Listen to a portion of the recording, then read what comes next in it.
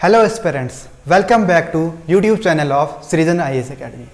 आज हम फिर से लौटे हैं एक नए सब्जेक्ट के साथ और एक नए टॉपिक के साथ। आज से हम जो नया टॉपिक शुरू करेंगे वो है मॉडर्न हिस्ट्री। और मॉडर्न हिस्ट्री आपका रीजनिंग की तरह ही हर सब्जेक्ट में पूछा जाने वाला एक इम्पॉर्टेंट टॉपिक है। यहाँ पर मैक्सिमम क्वेश्चन आपके जो हिस्ट्री सब्जेक्ट्स में पूछे जाते हैं वो आपके मॉडर्न हिस्ट्री से ही रहते हैं। आप अलाइड सर्विसेज उसमें स्पेसिफिकली मेंशन है कि आपकी मॉडर्न हिस्ट्री ही पढ़नी है।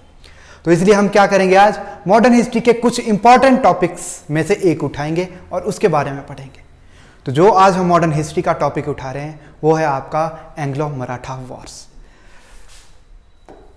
एंग्लो मराठा वॉर्स, वैसे आप मराठास बहुत पहले से चले आए हैं, आप पढ़ते होंगे कि मराठास आपके शुरू हुए हैं। जो आपकी उनकी नींव रखी थी वो थे छत्रपति शिवाजी महाराज। लेकिन जो उनका टाइम एरा है वो आपका मेडिवल हिस्ट्री में आता है। हम जो आपका मॉडर्न हिस्ट्री में पढ़ेंगे वो है आपका ब्रिटिशर के दौरान, और ब्रिटिशर के दौरान जो पावर में थे वो थे पेशवा। तो जो आपकी मैक्सिमम आपकी एंग्लो मराठा वॉर है वो पेशवास के दौरान ही हुई है। तो हम शुरू करेंगे पहली एंग्लो मराठा वॉर। तो आप पढ़ेंगे कि मराठा कोई एक अलग से डायनेस्टी नहीं थी, वो आपके ग्रुप थे, अलग अलग जो जमींदार हुआ करते थे अलग अलग डायनेस्टी के अंदर। जब उन्होंने खुद को इंडिपेंडेंट डिक्लेयर किया तो उनका एक ग्रुप बना जिनको क्या कहा गया, मराठास। तो उनमें से जो सबसे प्रोमिनेंट थे वो थे पेशवाज, और पेशवाज से ही रिलेटेड आपके एंग्लो मराठा वॉर चलती है। तो सबसे पहले हम समझेंगे कि आपकी एंग्लो मराठा वॉर्स हुई कितनी है। वो आपकी टोटल 3 होती है, और मेन रीजन आपका जैसे हमारी हिस्ट्री में रहा है कि अंग्रेजों के दौरान क्या है, आपका इंटरनल डिस्प्यूट। तो आपका जो फर्स्ट एंग्लो मराठा वॉर है वो भी इसी की देन है। तो हम देखेंगे फर्स्ट एंग्लो मराठा वॉर। तो फर्स्ट एंग्लो मराठा वॉर तो आपकी वो शुरू होती है आपकी 1775 से लेकर 1782 तक। इस वक्त जो आपके गवर्नर जनरल ऑफ बंगाल, ठीक है, आप पढ़ेंगे आपका रेगुलेटिंग एक्ट ऑफ 1773, उसमें आपके एक गवर्नर जनरल ऑफ बंगाल बनते हैं पहले कौन, वॉरेन हेस्टिंग्स। तो उन्हीं के दौरान ये वॉर्स होती है। तो वहां से शुरुआत करते हैं। तो उस वक्त आपके जो पेशवा थे उसमें आपके जो लीडर थे वो थे माधवराव द्वितीय। तो माधवराव द्वितीय या उनको बोला जाता है सवाई माधवराव। अब जब उनके फादर की डेथ हो जाती है, ठीक है, और उनको कौन मानते हैं, उनके चाचा ही, ठीक है, उनके फादर का नाम होता है नारायण राव। उनको मारते हैं आपके रघुनाथ राव।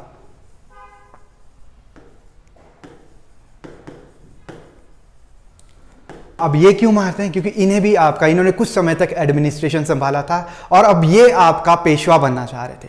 क्योंकि आपका जब आपके शिवाजी महाराज और उनके डिसेंडेंट्स वीक हुए तो उस वक्त जो स्ट्रांग हुए थे वो पेशवा थे। तो इसलिए पेशवा की जो पोस्ट इस वक्त थी वो सबसे स्ट्रांग थी। इसलिए रघुनाथ राव भी आपका क्या करना चाहते हैं, पेशवा की पोस्ट पर बैठना चाहते थे।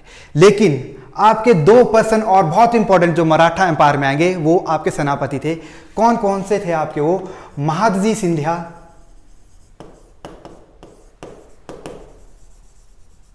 और आपके नाना फडणवीस। ये जो 2 पर्सन है ये आपके किसके साथ में थे, आपके माधवराव सेकंड के साथ, और उनकी बदौलत वो अपना जो एम्पायर थे वो रिगेन करके रखते हैं।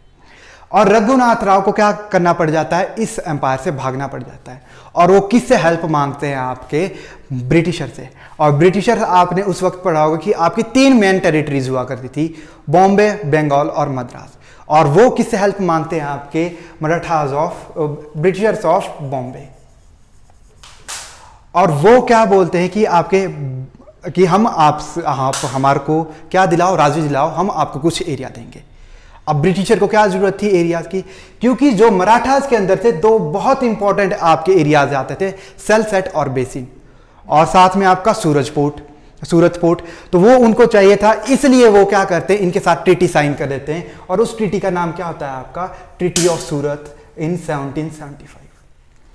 लेकिन जैसे मैंने आपका बताया कि उस वक्त रेगुलेटिंग एक्ट ऑफ 1773 आया था, जिसमें जो गवर्नर की पोस्ट थी उसको बढ़ाकर क्या कर दिया गया था, गवर्नर जनरल ऑफ बंगाल। और जो अदर 2 प्रेसिडेंसी थी आपकी मद्रास और बॉम्बे, उसको उनके सब ऑर्डिनेट डाल दिया गया था। तो वहां पर जो आपकी कलकत्ता में काउंसिल बैठी थी उन्होंने इस ट्रीटी को क्या कर दिया, रिजेक्ट कर दिया। अब कारण क्या दिया उन्होंने बोला कि जो रघुनाथ राव है आपके रूलर नहीं है, तो ये आपकी ट्रीटी आपकी मान्य नहीं है। इसलिए ये ट्रीटी रद्द हो जाती है। तो अब जो रघुनाथ राव है वो किससे हेल्प मांगते हैं? कलकत्ता से। अब कलकत्ता से जो हेल्प मांगते हैं उसके बदौलत क्या होती है आपकी ट्रीटी ऑफ पुरंदर, लेकिन वो किसके साथ की जाती है आपकी? महादजी सिंधिया। इसमें क्या बोला जाता है आपका कि हम रघुनाथ राव से कोई ताल्लुक नहीं है, क्योंकि अभी पावर में कौन है आपके? माधवराव द्वितीय। तो उनसे ये ट्रीटी की जाती है, उनकी तरफ से आपके महादजी सिंधिया और नाना फडणवीस ट्रीटी साइन करते हैं और रघुनाथ राव को कोई हेल्प नहीं दी जाती। लेकिन जैसे ही आपका ये ट्रीटी साइन हो जाती है, ट्रीटी ऑफ पुरंदर 1776, तो नाना फडणवीस वापस जा रहे होते हैं महादजी सिंधिया के साथ। लेकिन जो आपके ब्रिटिशर बॉम्बे के थे उन्होंने लगा कि हमारी जो ऑटोनॉमी खत्म होगी, हमारे डिसीजन की क्या कोई वैल्यू नहीं है, इसलिए वो क्या करते हैं आपके रघुनाथ राव को शरण दे देते हैं। और ये वॉयलेशन समझा जाता है ट्रीटी ऑफ पुरंदर का किसके द्वारा? महादजी सिंधिया के द्वारा। और वो क्या कर देते हैं आपका अटैक कर देते हैं किनके ऊपर? बॉम्बे के ब्रिटिशर्स के ऊपर। अब वो बुरी तरह हारते हैं और उनके बीच में ट्रीटी होती है आपकी ट्रीटी ऑफ वडगांव। कब हुई आपकी? 1779 में। अब जब ये ट्रीटी साइन होती है तो अब वो बॉम्बे के ब्रिटिशर थे, अब ब्रिटिशर हारे तो ये साख का सवाल हो गया किनके लिए? Governor general of Bengal. और कौन थे उस वक्त? Warren Hastings. और फिर अब वो छेड़ देते हैं वॉर किसके साथ? मराठास के साथ। और जब ये आपकी वॉर हो रही होती है तो इसमें आपके हैदर अली, आप पढ़ेंगे, हम पढ़ेंगे आगे आने वाले टाइम में मैसूर में, वो भी आपका मराठास का साथ देते हैं और वो इसका फायदा उठाकर आरकोट का रीजन एरिया जीत लेते हैं, जो हम एंग्लो मैसूर वॉर में भी एक इंपॉर्टेंट एरिया आता है। और वहां पर क्या होता है कि आपके जो इनकी मिलिट्री अलायंस थी इस वक्त, क्योंकि अभी मराठास के जो पढ़ेंगे हम जो अलग अलग थे आपके गायकवाड़, सिंधिया, होलकर, वो मिलकर लड़ते हैं और ब्रिटिशर को हरा देते हैं। और लास्ट में आपकी ट्रीटी होती है कौन सी साइन? Treaty of Salbai 1782। और इसी के साथ क्या होती है आपकी फर्स्ट एंग्लो मराठा वॉर खत्म होती है। और इसमें क्या किया जाता है आपका कि आपके जो एरिया जीते थे इन्होंने वॉर्स के दौरान एक दूसरे को रिस्टोर कर दिए जाते हैं। यह था पहला आपका एंग्लो मराठा वॉर। इसी के साथ चलते हैं अगला। अब सेकेंड एंग्लो मराठा वॉर 1803-1805। अब इस वक्त जो आपके पेशवा बन जाते हैं वो बनते हैं आपके बाजीराव द्वितीय, यानी बाजीराव द्वितीय बनते हैं आपके। और वो आपके 1796 टू 1818 तक आपके पेशवा रहते हैं। और अगली दोनों लड़ाइयाँ जो हम लड़ेंगे देखेंगे एंग्लो मराठा वॉर्स में, वो दोनों इन्हीं के समय में लड़ी जाती है। अब दूसरा सेकेंड एंग्लो मराठा वॉर का रीजन क्या था? Same reason, internal conflict. किसके साथ होता है पेशवा का? वो थे आपके होलकर्स।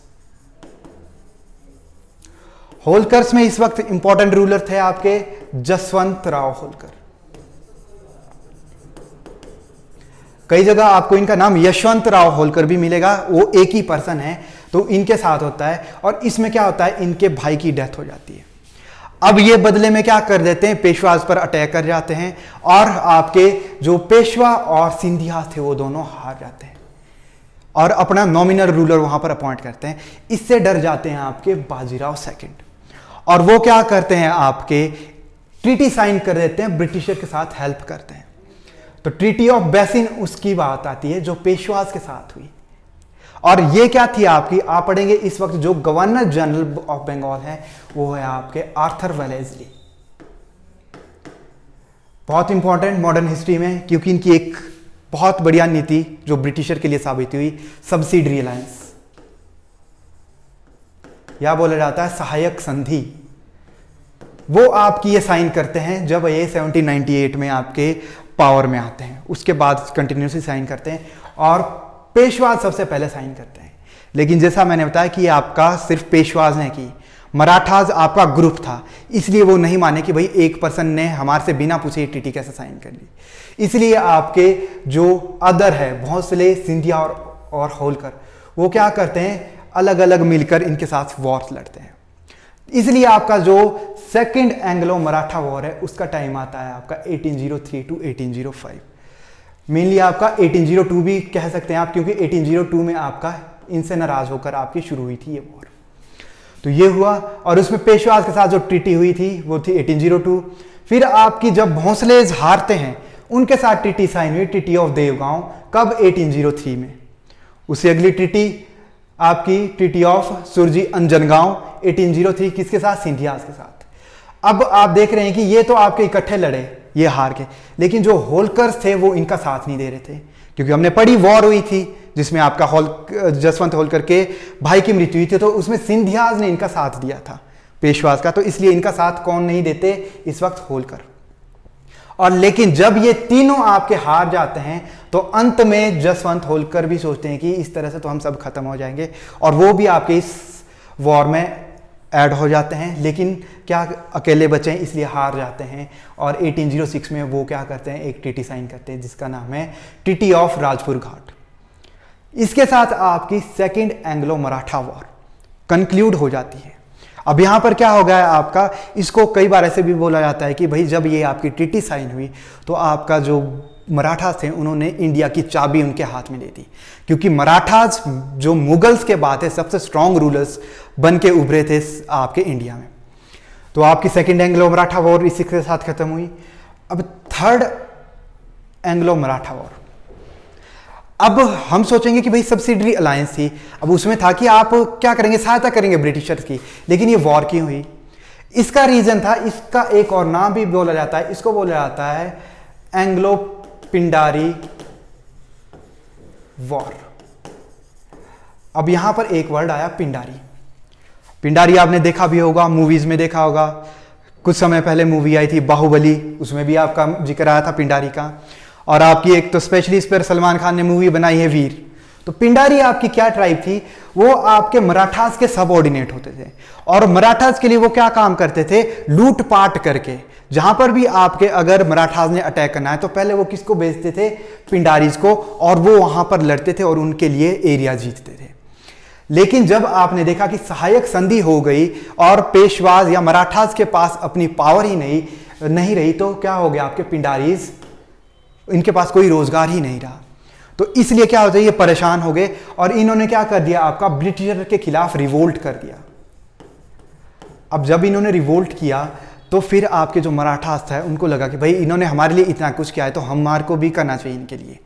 तो यहां पर इन्होंने बोला कि अब हम मिलकर क्या करते हैं? एक आखिरी लड़ाई लड़ते हैं अंग्रेजों के खिलाफ, और वो क्या कहलाई? आपकी थर्ड एंग्लो मराठा। कौन है आपके दूसरा इसमें इंपॉर्टेंट पर्सन जो आपके पेशवाज में थे? वो बताए हैं हमने,